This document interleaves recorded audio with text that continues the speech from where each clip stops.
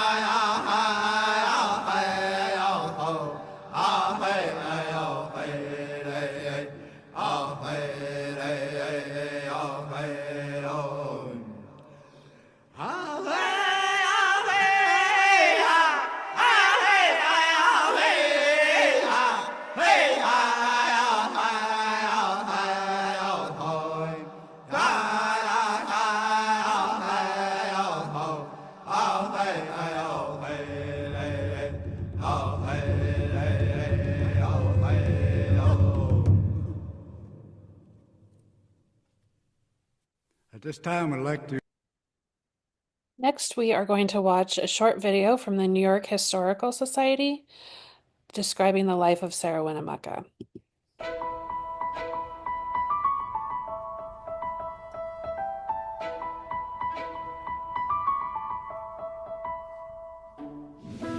At the close of the 19th century, Sarah Winnemucca dedicated her life to protecting the people and culture of the Northern Paiute Nation.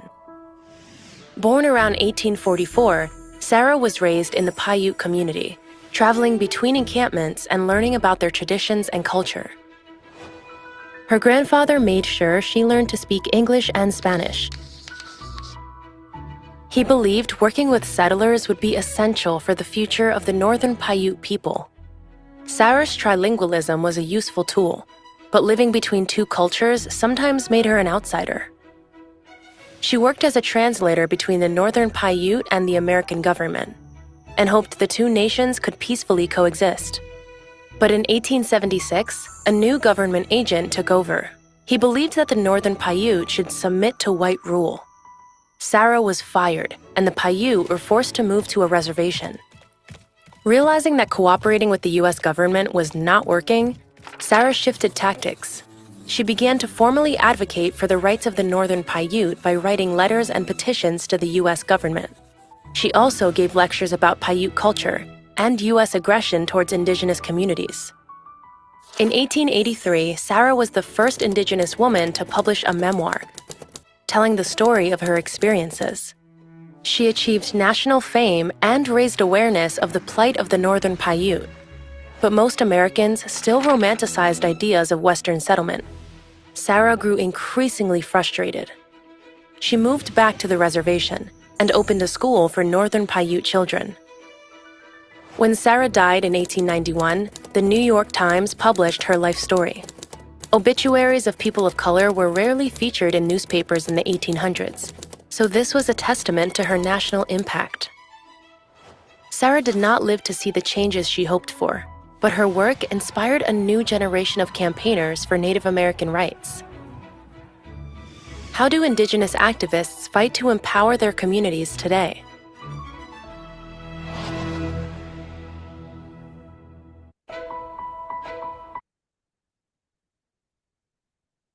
So, a bit more about Sarah Winnemucca and her life and times. Sarah was the daughter of Chief Winnemucca and the granddaughter of Chief Truckee, both who are well known in history. Her grandfather had worked to establish positive relations with white Europeans that had begun to arrive in the area. However, those relationships did not remain good, as history will show. But Sarah advocated for the rights of her people, as we will talk about in this presentation. So in 1871, Sarah began working as a Bureau of Indian Affairs interpreter. In 1880, she traveled to Washington, D.C. with a delegation to meet with President Rutherford B. Hayes and Secretary of the Interior Carl Schurz. We will talk more about that visit later in this presentation. As I mentioned, she was an advocate for the rights of her tribe as well as all Native people, and she worked as a lecturer and educator and had quite a following. Some of Sarah Winnemucca's leadership qualities were open-heartedness, and I have included the Parker Palmer quote here: offer yourself to the world, your energies, your gifts, your visions, your heart, with open-hearted generosity. The next two items are from Rund and Flanagan, which was our text for this course entitled Becoming a Conflict Competent Leader. So, first, she was a champion, and as stated in the text, the first and foremost rule of a leader is to champion the process, including getting buy-in from key individuals, ensuring effective coordination and communication, and securing adequate resources and funds. Please note that I have redacted the word stakeholders in this quote. The word stakeholders is considered offensive to Native people, and so I did not use it here. If you are wondering about that, I encourage you to read more about that and considering redacting it from your own writing and speech. Next, Sarah was effective at creating solutions. Competent leaders identify and explore multiple possibilities in ways that enable the selection of the best solutions. And she certainly did that. In terms of Sarah Winnemucca's conflict leadership, she was a great communicator. And as stated in the TED Talk by Storr that we watched during this course, if you don't talk, you cannot engage the other side. Not only was Winnemucca a great communicator, but she was skilled in language. She spoke at least 5 languages, including Spanish, English, and 3 different Indian dialects. She also used the practice of reappraisal. Rund and Flanagan say that reappraisal is a productive approach to conflict as a means of cooling yourself down so that you can inquire further to find out what is really occurring. Most of all, though, Sarah Winnemucca was unyielding. She was determined to get the word to the people who she felt could help her people, and she was tenacious. So she avoided the conflict-averse behavior of yielding, which is an act of choosing inaction over action. It is an act that is often self-defeating. This behavior is associated with people giving in to those that they perceive as having more power or greater influence in their environment. So she did not do this. She was brave, she was confident, and she was determined. Next, I just want to talk a bit about Sarah Winnemucca's advocacy and outreach. So, another one of her leadership practices was perspective taking, which Rund and Flanagan say that the first element is understanding the content of how a situation looks from the other's point of view. Through this approach, conveying an understanding of another's point of view or feelings begins to loosen the jam of opposing positions. And Rund and Flanagan also state that while not a panacea for conflict, it is the most powerful behavior associated with conflict competence and a tool that all successful leaders must employ. So Sarah Winnemucca did this in an interesting way, which was that at her lectures and when she would appear before leadership to advocate for her people, she would often wear the regalia of her people, which white Americans at the time were very curious to see. So she did that as a tool to strengthen her cause. So the quote here says, because she met expectations for how Indians should look, she appeared more authentic in the eyes of her white audiences. She did this in order to place her face in the mind and the memory of an American public that was resolved to deny Native peoples both the legitimacy of their historical past and the contemporaneity of the present. So her work caused her to gain celebrity through newspaper reports about her work as an acclaimed interpreter and a scout for the U.S. Army. As accounts of her supposed affinity for European Americans spread, Winnemucca built on her cultural knowledge and her generally positive celebrity to start her lectures to advocate for her people. She also wrote the first known autobiography of a Native American woman in 1883 called Life Among the Paiutes, and you'll see the picture here at right. That book exists to this day, and I have read it in creating this presentation. So next, I just want to share a teachable moment about leadership. In this case, we're going to talk about Sarah Winnemucca and her father, Chief Winnemucca's visit to President Rutherford B. Hayes and what they experienced there. So in 1880, Sarah Winnemucca accompanied her father, Chief Winnemucca, on a delegation to Washington, D.C. The group opposed the Secretary of the Interior's proposal to remove the Paiutes from the Malheur Reservation in southern Oregon to the Yakima Reservation in Washington, and they sought to have this action reversed.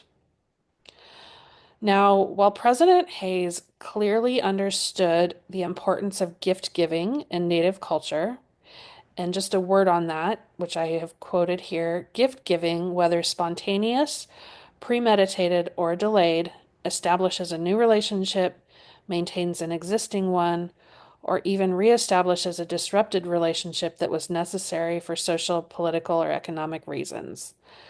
So President Hayes is reported on this visit to have gifted Chief Winnemucca with a suit of clothes. However, this gesture should have been a precursor to Hayes sitting down and having a conversation with the delegation, and he neglected to do that. Here you will see a picture of Sarah's father, Chief Winnemucca, who was gifted the suit of clothing by President Hayes. So the account of the visit goes that Hayes entered the room, pontificated about the need for Indians to assimilate into American culture, and then left after about 5 minutes. There was little information exchanged. That was President Hayes, Sarah remarked. Chief Winnemucca gave away the suit of clothes that Hayes had given him once he returned to the Malheur Reservation. I don't care for them, he said. Rund and Flanagan, in our text from this course, caution against taking such a dismissive approach to conflict resolution. As they state, many times the complainant just wants an opportunity to talk about the problem or receive an apology for a perceived wrong. However, problems are often ignored or not handled well, which then causes the conflict to spiral out of control and can manifest into a major obstacle to developing solutions. So, seemingly in contrast, Secretary of the Interior Carl Schurz listened well in this meeting, according to Winnemucca. And the account goes that acquiescing to each of her demands, Secretary Schurz provided Winnemucca with a letter confirming his department's intentions to aid the Paiutes. Sarah returned home triumphant. The aid, however, never arrived. The Paiutes again faced death due to the calculated negligence of the U.S. government. Paiute culture espoused protocols of honor, and Sarah's trust in the U.S. government was born from her understanding of how negotiations and agreements operated within her own culture. While she returned home from D.C. hopeful, the Secretary of the Interior's promises failed to manifest, and instead the Northern Paiute people faced another winter of harsh conditions, starvation, and death. So I just encourage you to consider, even though we can't have a discussion in this presentation, how President Rutherford B. Hayes and Secretary Schurz failed at their leadership in this situation, failed to manage this conflict adequately, and what they could have done differently. So just a reflection there. So here are some words of wisdom from Sarah herself. First, she states, "When I think of my past life and the bitter trials I have endured, I can scarcely believe I live, and yet I do. And with the help of Him who notes the sparrow's fall, I mean to fight for my downtrodden race while life lasts. I have worked for freedom. I have labored to give my race, a voice in the affairs of the nation.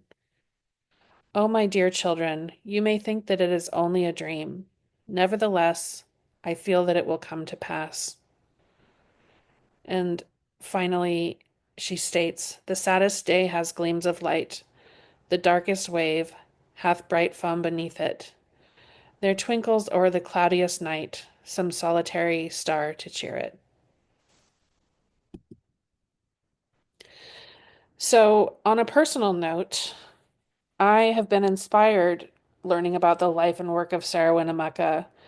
I work in tribal relations for the state of Washington, and learning about her advocacy and the work that she did between government and tribes has strengthened me and inspired me to do better in my own work, and I offer her my thanks. So the quote I put here is, "Since you've come into my life, the mountains I was climbing are not near as tall, and the sun shines a little brighter." So I want to offer that to her spirit and her memory.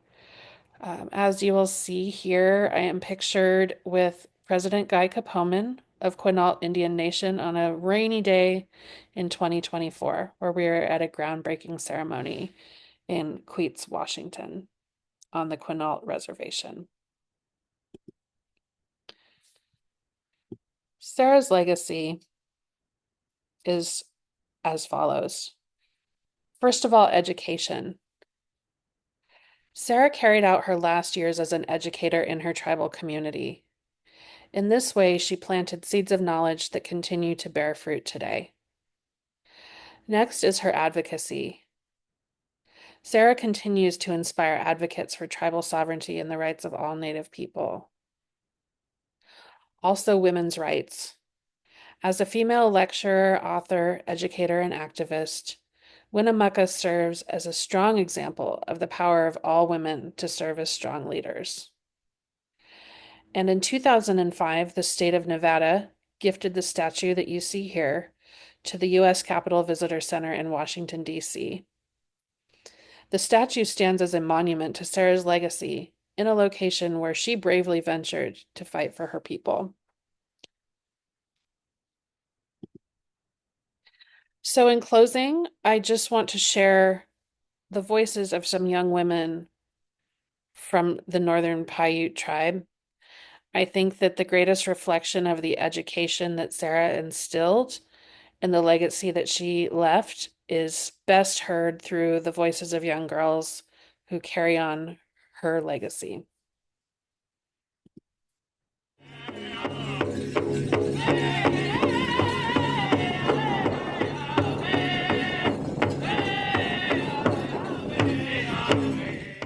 Native love is like respect. You need to respect one person.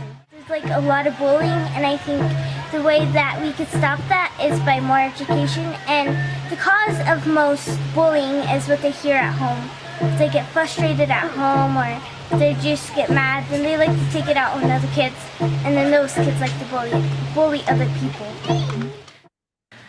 I want to use my voice to promote sobriety in our community. One thing that we should all strive for as young people is being sober, because we are the next generation. We're the ones that are going to be the leaders.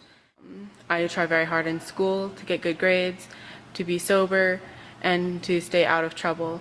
I try to keep a good name for myself and my family by doing these things. I just want to help people and like donate to people and stuff in need. And I think if I do that, the world will be a better place. Cheer 'em on, it's the future of Native America out there. Cheer 'em on.